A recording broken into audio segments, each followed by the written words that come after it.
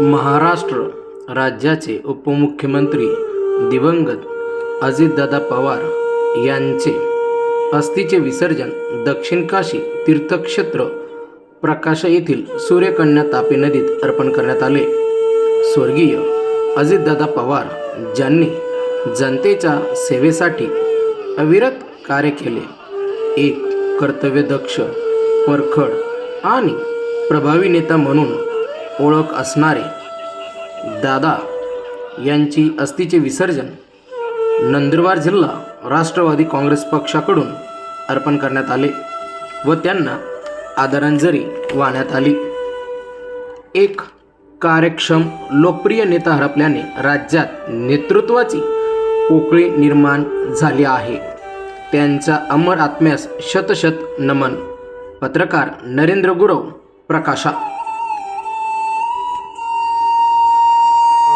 महाराष्ट्र राज्याचे दिवंगत उपमुख्यमंत्री तसेच राष्ट्रवादी काँग्रेस पार्टीचे सर्वेसर्वा आमच्या सर्वांचे लाडके आदरणीय अजितदादा यांचा जो या ठिकाणी